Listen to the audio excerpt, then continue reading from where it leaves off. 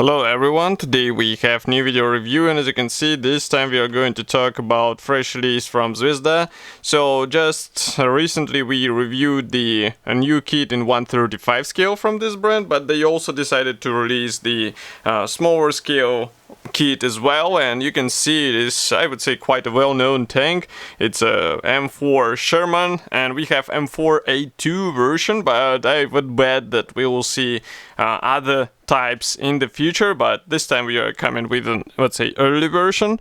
And moreover, this is a snap kit because, as you can see here, it is written that it's my first model, and even here it's written that it's snap fit, no glue required.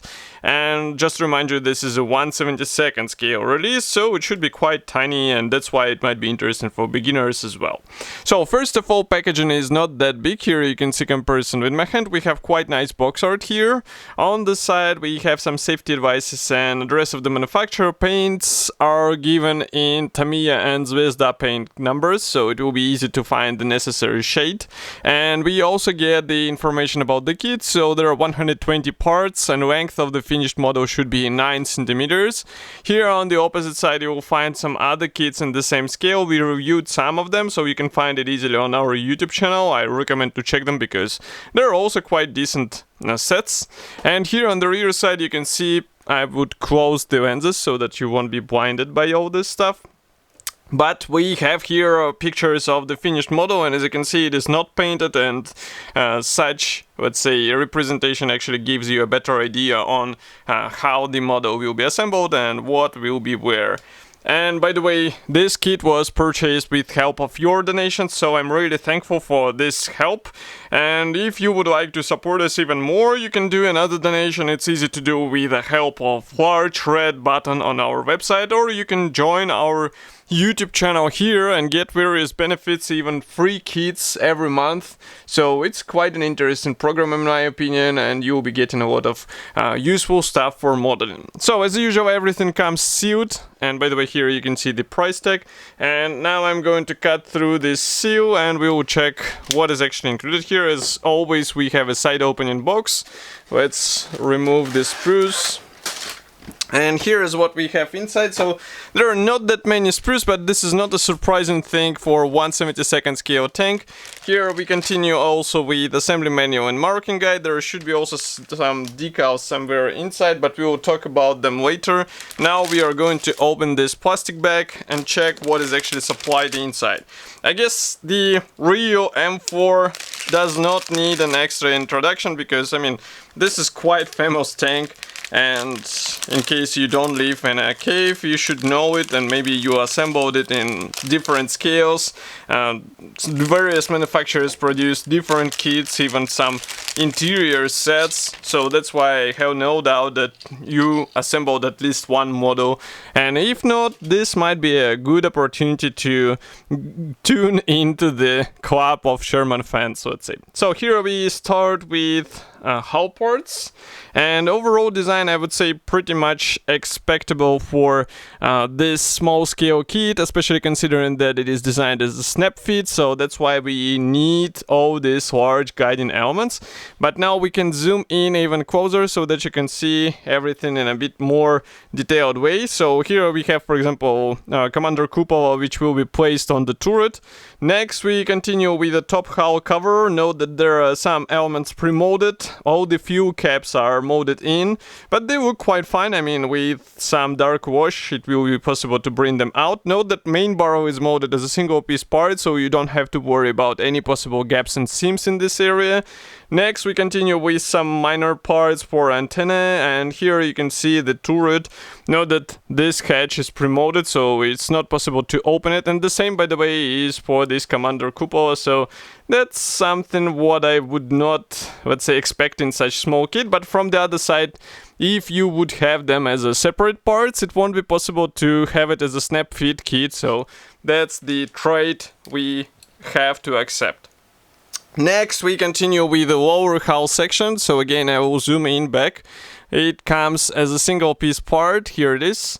And you can see such design should help you with the proper alignment, because you don't have to worry about the proper fitment of the sidewalls. You basically get one piece element, you just have to combine it together with the suspension bogies and you are good to go. By the way, here you can see that bottom of this section is also nicely detailed, so it's a cool thing and I don't have anything against it. Next we continue with a larger plastic sprue. It's actually the last gray plastic sprue, but here we have it literally filled with suspension parts. So again, I'm happy to see that suspension bogies are molded as one-piece parts. Moreover, I think, yeah, so design is made in such way so that you can paint first these rubber tires and then just insert the wheel rims, and it will save you some time from the masking and give you a quite nice paint work, because you won't have to, let's say, cut out the circles in order to mask all these rubber sections or rims. So quite a clever thing, and it might be handy for beginners as well. Here we continue with some other minor elements for external features. Even the towing cable is molded as a plastic part. We have some Pioneer tools here as well, machine gun, and also this special bracket for stowing the main gun in the transport position, but it will be up to you if you would like to use it. I wonder if this kit actually allows you to use this part, so it will be interesting to see in the assembly manual. But that's not all, because we also get the plastic tracks, and in my opinion this thing is usually tricky with Zvezda kits. So as you can see, there are proper plastic tracks, but they're molded as one-piece parts, and yes, you will have to bend them around the suspension parts.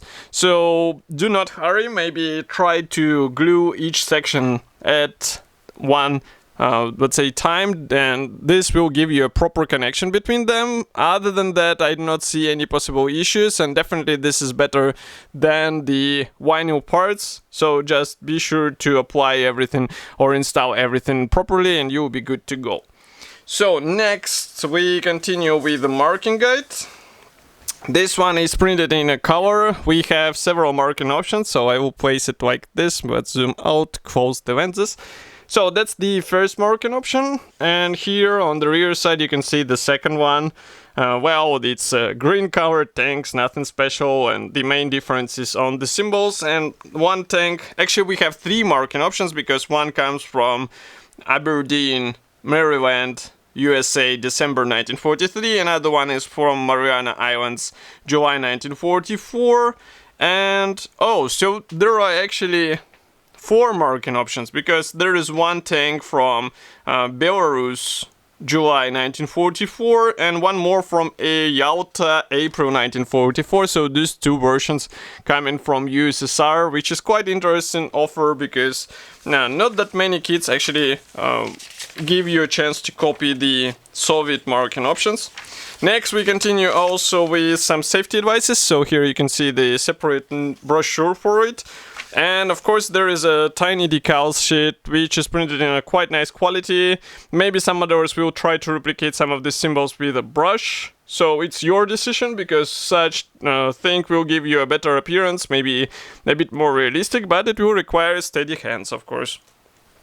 And next we continue with assembly manual. So let's close the lenses even more, because this assembly manual is printed in black and white. And on the first page we do not have any history notes, we have only some assembly advices, and assembly process starts with the lower hull section. We also assemble these drivetrain bogies and rear armor wall. Then all this stuff going onto the lower hull section. As you remember, it is molded as a one-piece part. Here we install road wheels as well, and then we work on the tracks. So it will be important to think through how to paint all this stuff properly, because obviously you cannot, let's say, paint them properly once you install the top hull section, and that's why it's better to get them somehow separated, maybe even separate the suspension parts, who knows. It's up to you, because there are several ways. I saw at least them on the forums, so it's up to you which one you choose. Here you can see the assembly of the turret, which is also quite simple, because as you remember we do not have the separate hatches, so it's just a matter of installing all these separate parts like machine gun and antenna on the turret. Next, we continue with the top hull section. Here we have more bits to install because all the Pioneer tools, all the towing hooks and other stuff are modded separately. And by the way, there you can see the main gun bracket. So it is depicted in a, let's say, fighting position as far as you can see, so you cannot use it for the main gun stowage or transport position, but I'm sure that experienced modders will find a way to employ it somehow. And here on the last page you can see the parts map where we do not know which parts will not be used. I guess these empty parts, they will not be used. At least it looks like this. So this kit should be already available. And you can get it in any good model shop. As I said before, I'm really grateful for your donations which made this review possible, and I would like to say a separate thank you to you all. And of course, if you like this video, do not forget to press the like button and leave your opinion here in the comment section below. And also you can subscribe to our YouTube channel so you won't miss any new video reviews. And I will see you in the next video release as usual. Stay tuned and bye!